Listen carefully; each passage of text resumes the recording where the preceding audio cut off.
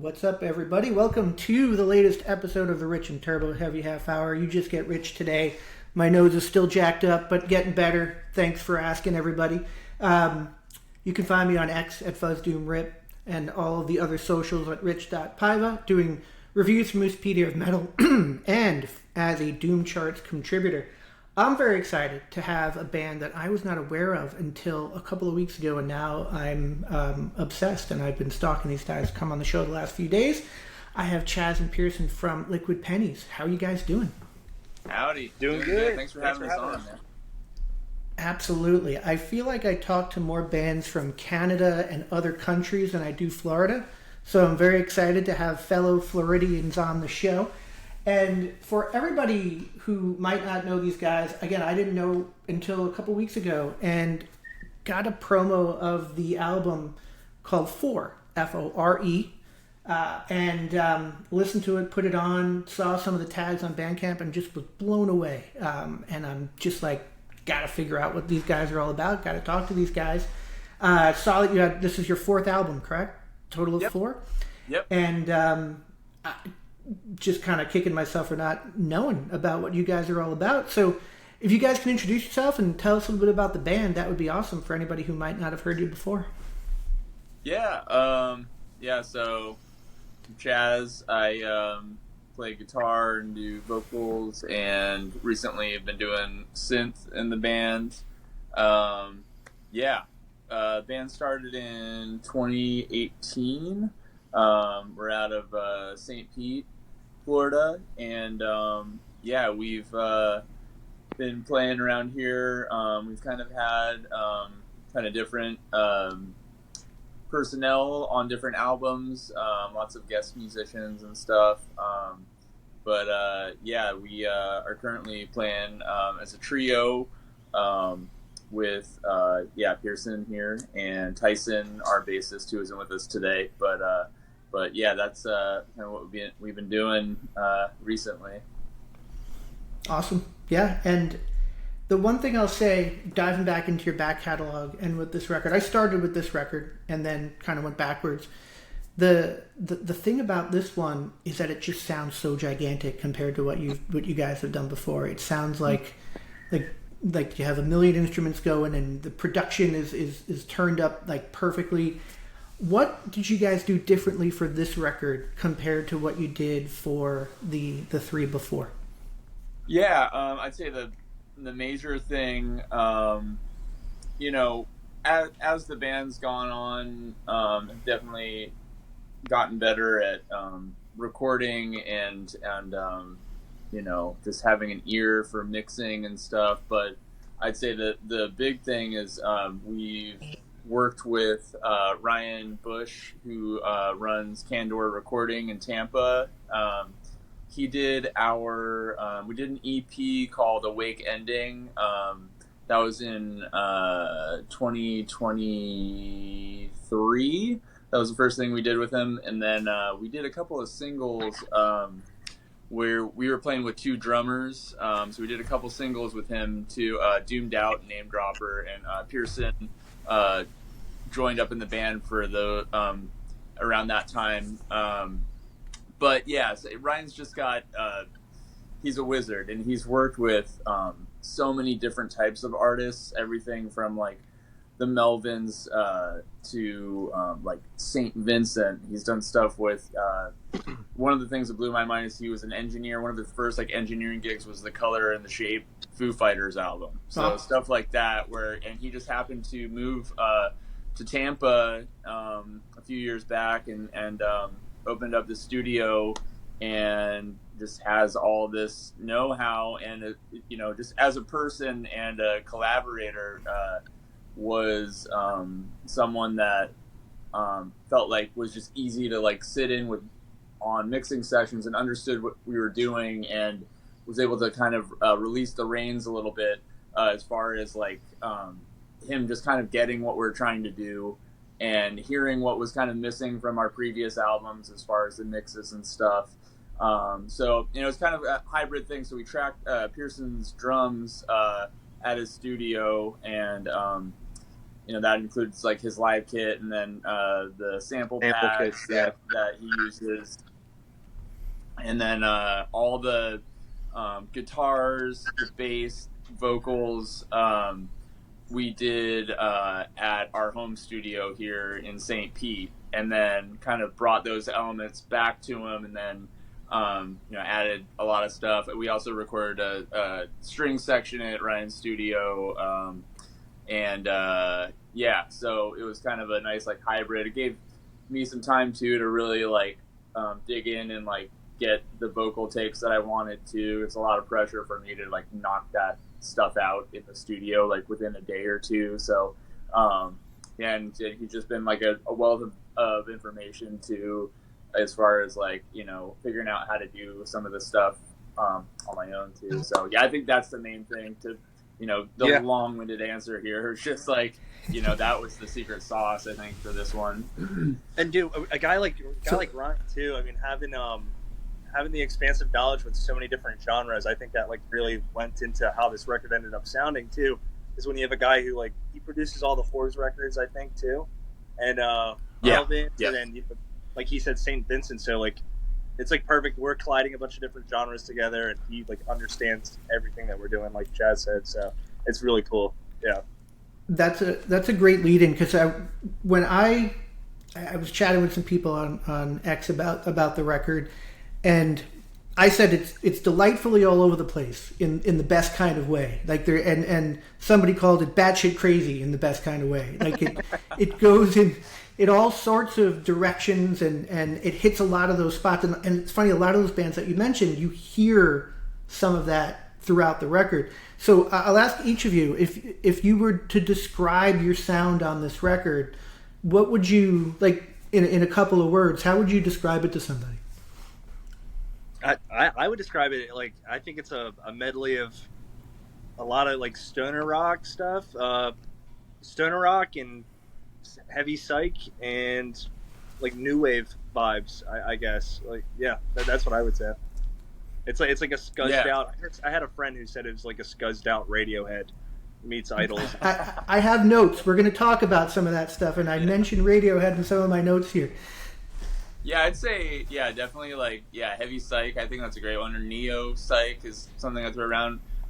Post-punk, I think like leaning into, I definitely came from playing in punk bands, and Tyson as well. So I think that just seeps into it a little bit. But yeah, definitely the, it's hard to describe because we started doing a lot of stuff with drum machines and sequencers and synths and stuff, which were some of the foundational elements for some of these songs. But it's not like, it's I think used as a color to paint with. I don't know if it, it's not like electronic music that we're doing, but it's like Sly and the Family Stone, like Sly and the Family Stone had drum tracks and stuff, and some of one of those, like a couple of those records. So it's never like out in front, but it's there. It's cool. And it so works. And some of my favorite records are the ones where you just can't kind of put a couple of labels on it and be like, yeah, that's what it sounds like. The only band that I would, there's a band called Lamping from Canada, who you guys kind of remind me of, but because I think they bring some of the elements of the electric in there, and at some points it's kind of danceable in some cases. You kind of get that kind of new wavy rhythm going on. If you haven't heard them, their first two records are really good. The third one I'm still getting used to, but it's Lamping, Lamm. It's double Mping. Really good band. I'm looking and just looking at the songs. I was taking some notes as I was listening to it. My favorite two, and you guys have songs that are hard for me to pronounce, so I'm going to make sure that I say them correctly.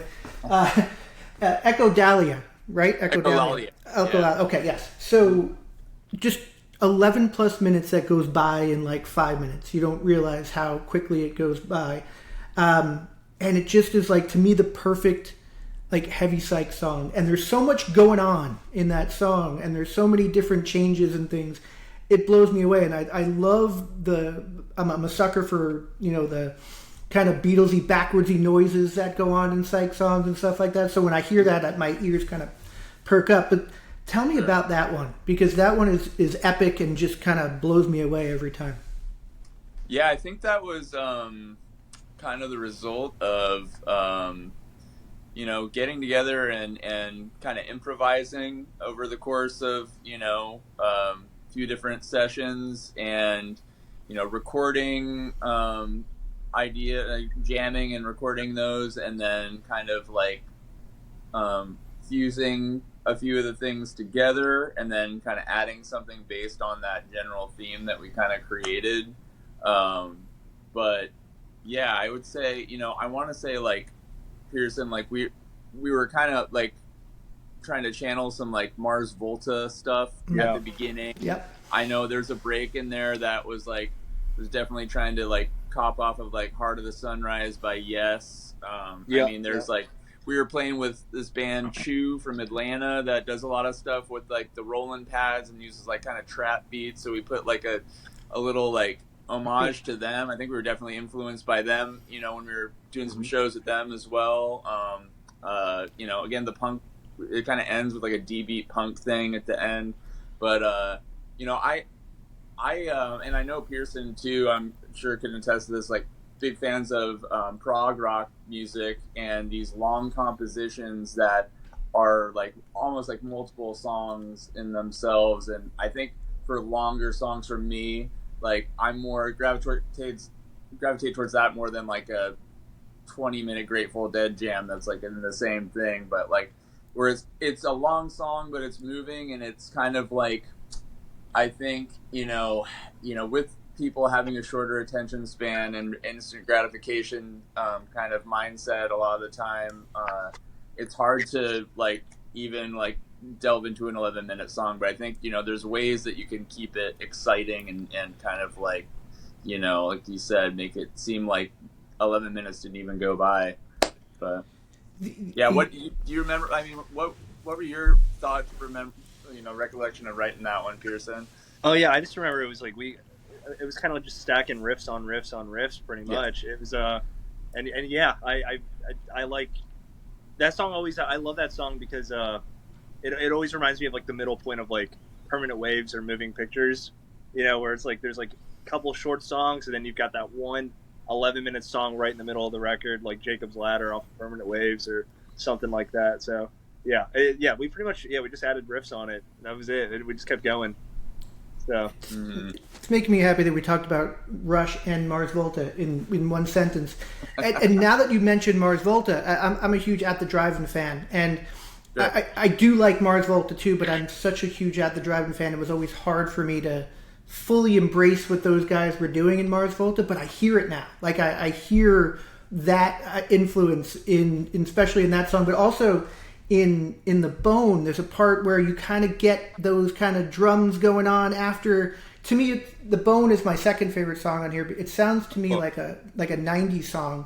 And you mentioned Radiohead. This is where I put Radiohead in my note is Radiohead, if they kept trying to make people like their music rather than just making the stuff that they wanted to make. That's kind of what I made a note there. But then that kind of change that you have towards the end, the drums and the beat there, I was trying to place what I was hearing there, and I'm like, that sounds now Mars Volta. I'm thinking about kind of when their kind of percussion kicks up there. But tell me about The Bone too, because there's a lot going on in that one. And as a someone who grew up and went to high school in the 90s, to me that's the vibe I got from that one. Oh, that's cool. That was one that that's Chas already had pre-written. So Chas actually brought that pretty much entirely finished to the band, and we all were like instantly dug it. So yeah, I think I had like the guitar, like I don't even know if that guitar ended up in the final recording, to be honest, but I had it kind of tracked out, and I made like a fake drum track behind it, and then Pierson was able to track his drums. We pulled that fake drum track out, we tracked to that, and then kind of added everything in, which is kind of like typically in the past tried to track drums first, if not like doing a scratch track kind of live with the drums. So several of the songs on this album were done with some of the guitars first to like a click, but yeah, that's the only one on this album that was kind of written on an acoustic guitar, which was kind of a songwriting approach I had, on previous albums, where like I would like go to the beach and and mess around on the acoustic guitar and come up with an idea, swim, and then something would click and come back, and like kind of like almost more of a folk, just a songwriter kind of approach to it, where the majority of the other stuff on this album was either from us getting together and playing, or like a couple of them were based on like sequencer stuff I'd done on the keyboard drum machine.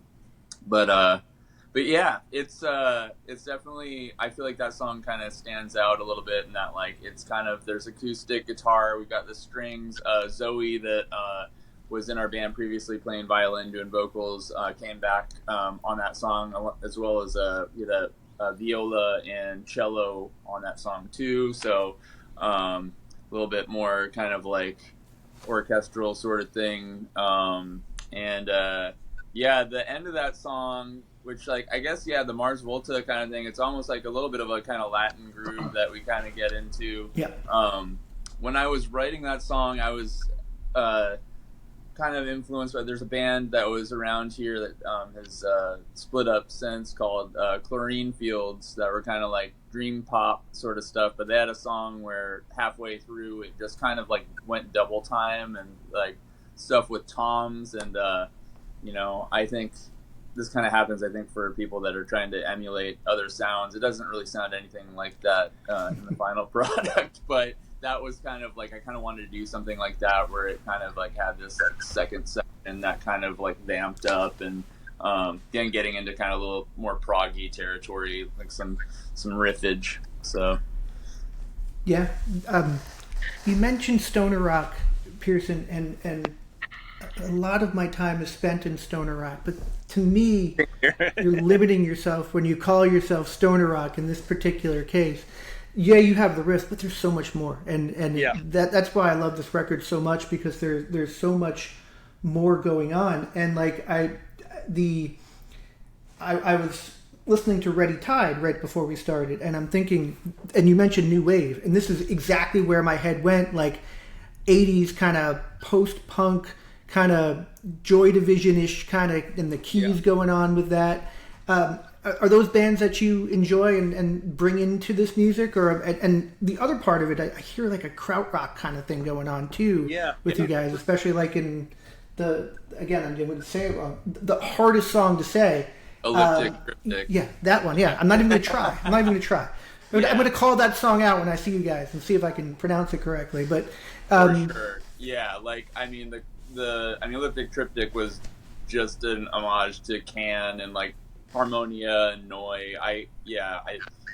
When we were getting into the double drummer thing too, because that song kind of, there was crossover there, but that was definitely something that, like, was thinking about a lot as far as just intricate rhythms and hypnotic sort of stuff that you get with something. But yeah, I love that kind of stuff. And yeah, all the post-punk stuff, from Joy Division to like, Bauhaus and The Cure, even that, I mean, Cure's kind of like a big one, but like that song, just the piano, doing like kind of piano stuff too. That's all big stuff for me. And our bands that like kind of like literally were like post me being into punk music, I think I got into a lot of the like 90s punk stuff initially, like the Epitaph, Fat Wreck stuff when I was in high school. Went back, found punk music, and then kind of like worked my way back up through the 80s and found a lot of that cool stuff too, especially when I was getting kind of bored with punk music, like finding like, okay, like synthesizers and drum machines, and that stuff's really cool. And then you go back to like stuff like Can too, it's just really like weird, out there. That stuff just holds up so well too. Like I could. Yeah, speaking of stoner rock stuff. Sorry, Chas. Speaking of stoner rock stuff too, it's a band you've heard of Elder before, and they do a bunch of kind of krautrock stuff too, which I think is super cool in the context of big fat riffs. Or it's riffs, but then super hypnotic, psychedelic stuff attached to it all. Which is cool. I love Elder. That's like one of my favorite bands of all time. King Buffalo is another one that I would call out there too. I think you guys have there's something going on with that also. And I want to, one of the, you guys mentioned punk and that you played in punk bands. It's funny that you kind of went that way with punk. I kind of did too. I had a Misfits cassette. And that was because of Metallica when I was in 8th grade. Like, you know, the Metallica cover, and I grabbed a Misfits cassette. Sure. Stayed a metalhead for a while, but then, you know, I really got into the 90s punk stuff, exactly what you were explaining. Like, Bad Religion was one of my favorite bands, and the Vandals, I love the Vandals, Screeching Weasel, those are some of my favorite bands. And then kind of figured stuff out after that. Like, you know, then I always knew the Ramones existed, but did I ever dive into it? Not really. Then figure out a lot of the New York scene, and then some of the you know, the old British bands, etc. The funny thing about now is that, you know, back in the day, if you're a metalhead and you said you liked The Cure, you get punched in the face. Now everyone understands that Disintegration was like just as like gigantic and heavy as anything else that those, you know, a Judas Priest record or something like that. Yeah. And now you can admit that you love all of that stuff at the same time, which I feel like you're embracing on this record. You're just bringing kind of everything in, but it never seems disjointed. This is a long way to me asking you guys, as people who played in punk bands, what are some of the punk bands that you would call out as some of your favorites? Because I love discussing this, even though my show is mostly about stoner rock and doom. Yeah, I mean, I would say Tyson and I definitely have that background. I think it's something new for Pierson. Yeah. But were you asking what bands? Yeah, like what would you call out some of your favorites? I know you mentioned the Fat bands and the Epitaph bands and whatnot, but yeah. Well, I mean, if we're going that route, I mean, so I'm originally from Anchorage, Alaska. So the very first show that I went to was The Offspring. This was like after Pretty Fly for a White Guy. Like they'd gone like really broken, you know. This is like, you know, early 2000s or like late 90s. So, but man, there's a band, the band that opened for them, Millencolin. They were really good. Swedish, kind of like catchy punk stuff. But I mean, no effects, like, you know, I think, you know, man, there's just so many, but like, I think some of that stuff from watching like skate videos and you know, surf and snowboarding videos and stuff, I found a lot of that stuff that way. Good Riddance, I really like that band. Some like more like, you know, pseudo political kind of stuff, but I ended up kind of like working my way back pretty quickly, and like I loved Black Flag. I love Greg Ginn's guitar playing, and I mean that, yeah, the whole band and just their ethos, and the Minutemen are like, you know, as far as just being a little bit like outside the I kind of got into those bands that went beyond the aesthetic, and they didn't dress like punks, but it was some of the gnarliest sounding stuff. Man, dude, there's so much though. But yeah, I'd say Black Flag was a huge one for me. I got to see last year there was a Punk in the Park in Orlando, and got to see Greg Ginn and the you know, Black Flag in what Black Flag is now. Yeah. You know, I got to see Dead Kennedys, got to see the Vandals, the Dwarves. It was TSOL. It was very, very cool to see all those bands. If somebody was to like say what's your favorite punk album, I might have to say Punk and Drawbook by No Effects. That might be my answer. Yeah. But it would be tough, and it might change every single time. The other band that I kind of hear with you guys, and I don't know if either of you guys are fans, but and this is kind of where I was going, kind of working my way backwards. I'm a huge Velvet Underground fan too, and I feel like there's some of that going on here, because like the way that Lou Reed played guitar, and the way that he wrote stuff, and the way like my favorite song ever is What Goes On by the Velvet Underground, and it's because of the way they jam and the changes and everything that happens. But it's so simple. Like, I'm pretty sure I could play that. I don't play guitar. But it didn't matter, because what he wrote there, you know, and how it all came across. Oh, and the guitar solo in that song is like, I mean, it sounds easy, but the notes, like, yeah, if you take that guitar solo for that song, it is just a perfect melody, and it's not overly intricate. It's just beautiful. It's a beautiful that guitar solo is just every time it hits, and it's I love the Velvet Underground. I grew up. I didn't grow up. I found the Velvet Underground probably like when I got out of high school. Again, just like from like going back further, and then around that time like finding Iggy and the Stooges, but yeah, the like self-titled Velvet Underground album, and even like Loaded. I think that was the first one. My friend let me borrow Loaded on vinyl, like very catchy kind of stuff. I love Transformer, that Lou Reed album. Oh, so great. That's definitely in there without a doubt. Yeah, that's spot on, man. For me, at least, as far as like, just a great lyricist, and true rock star, Lou Reed. I'm gonna do a just a short for the people who don't understand Velvet Underground and think that it's snobby kind of, pretentious New York stuff, how much it actually translates to things like stoner rock and the things that they did there. But Pierson, I wanted to ask you, because you kind of nerded out on Rush there for a second, and I was very excited about that. Is that where you come from musically, or are you, what would you call out as your...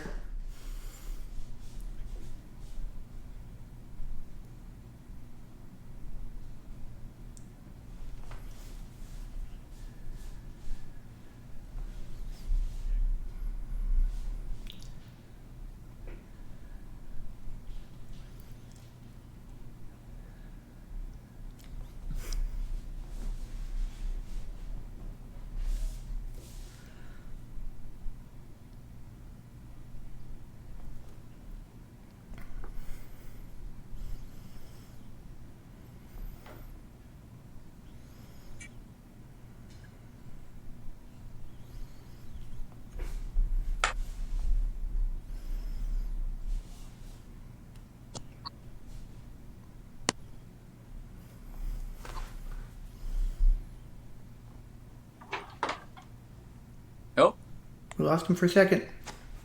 Moving pictures and signals have that. Can't even fill in that gap. I'm more of a Yes guy. That Yes was my gateway into prog stuff. But my best friend growing up was super into Rush, and he ended up getting, shout out Kyle if you're watching this for whatever reason, but he had the Fly By Night owl on his forearm. So okay. I was very much around it all the time. But it's been cool with Pierson's definitely like brought that element, or like had me kind of like look back and appreciate that stuff more. Again, like being when I was younger, a little bit more closed-minded with like some of that stuff. I'm like, oh, it's highfalutin, or like, it's literally what some of that music was made in, kind of opposition against. But it's amazing stuff.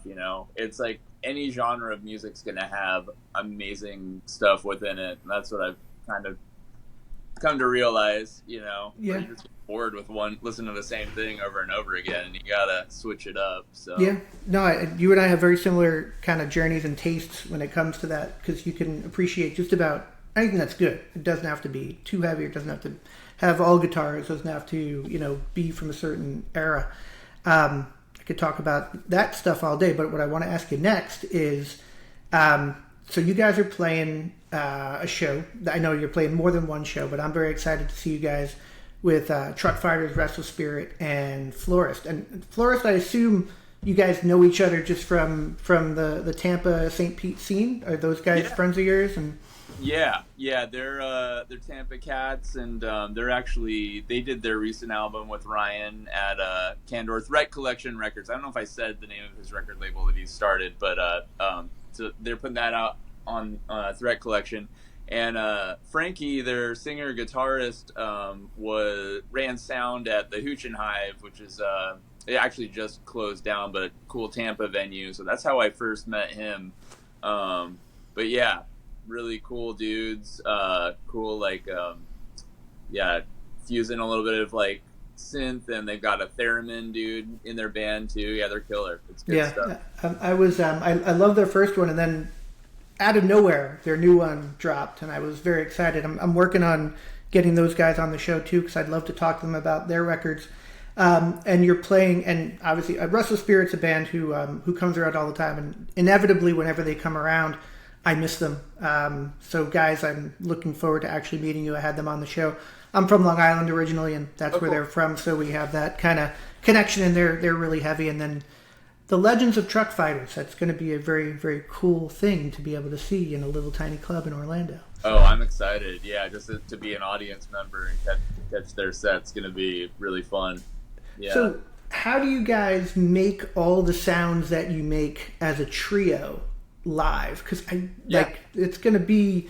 I'd imagine that's a chore to figure out how you get that gigantic sound from three of you on a stage.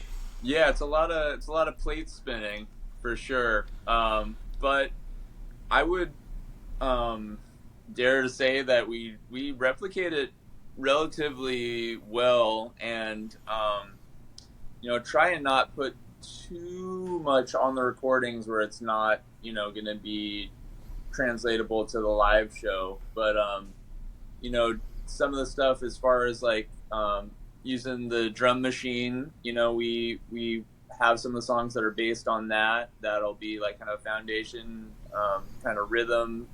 Pierson will use in-ears, and he's like a human drum machine. He's amazing at keeping the tempo, and you can play along to these drum sequences and stuff.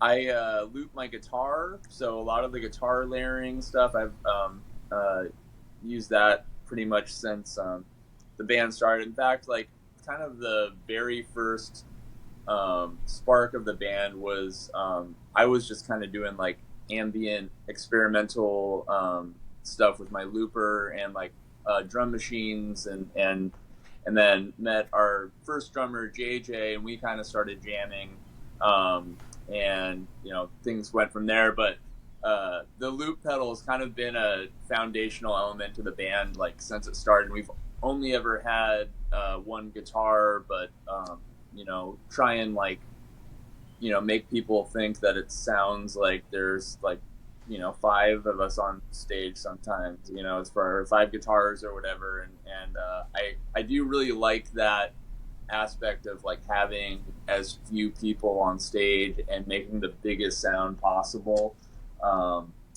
That just seems more just it gives everybody kind of has space to kind of exist in, but also there's ways we can do this kind of wall of sound thing. So it's always amazing to see 3 people on stage and making that much noise. There's a band, a Canadian band called the Tea Party that I used to go see when I went to school in up in towards Canada, and they would come, and it's just 3 guys, and the amount of sound that those 3 guys made.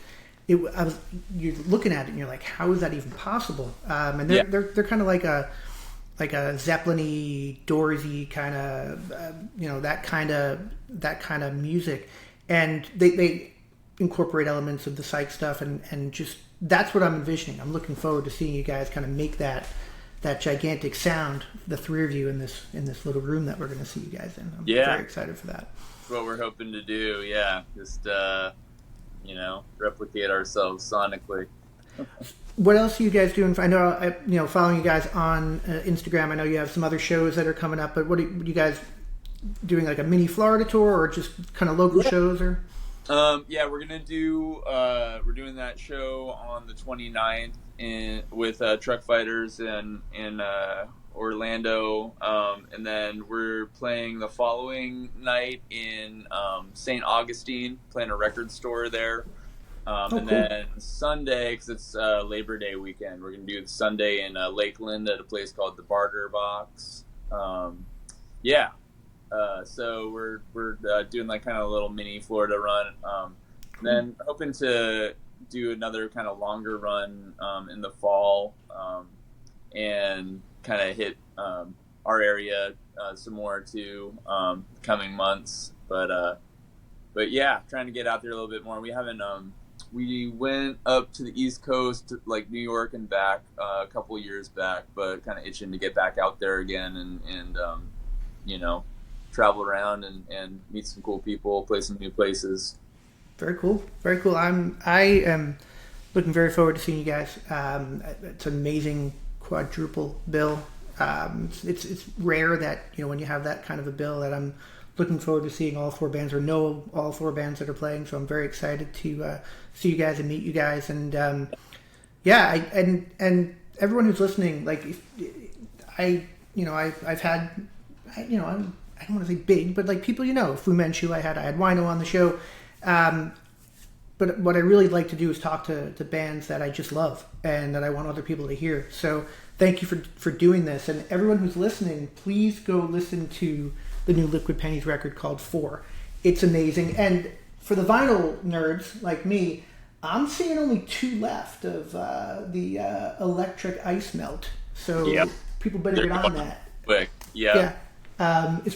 It sounds amazing, by the way. I had like you saw. I took a picture. Or we were chatting a little bit about it when I was spinning it. So it sounds great. It looks great. The packaging is really, really nice. So you mentioned this is your first time doing a pressing of something, and it came out amazing. So yeah, we wanted to really just like make the first one count, and it's I'm a huge vinyl fanatic. I've traveled across the country with huge boxes of vinyl to just like, I can't part with it. Tyson, our bassist, works at the Bananas Record Warehouse here in St. Pete, which is just like a library of records, but his record collection is staggering. So it's like, it's such a nice thing to finally be able to do, and I think this album was the one to do it for. And also cool, we were able to press it here in Florida. We were able to do it in Gainesville on awesome. Audiodrome pressing. So it was cool to like have it done like in our home state too, and like just literally was able to drive up there, check out the factory, pick up the stuff too. So didn't have to get it from Czechoslovakia or wherever the hell they're doing a lot of the vinyl these days. That's where most of it is. Yeah, like Czech Republic. That's but there are some cool domestic plants that have really been popping up, and it's cool that like it's during the pandemic, it was a really long time for turnaround for that stuff too. So it's cool that it's a little bit more affordable. There's more options, and like again, it's just cool to have the plant be like a stone's throw away from us. So that's very, very cool. Thank you so much, Chas, for coming on. Please tell Pierson thank you as well. I will see you guys in a couple of weeks. Congratulations on the record. I'm going to continue to ask people to check it out because people are going to be blown away by it. So see you in a couple of weeks. Good luck at that show, and look forward to meeting you in person. Yeah, me too. Thanks so much for having us on here, Rich. Absolutely. Thank you. I'll talk to you soon. Thanks. All right. Take care. Bye. Bye-bye.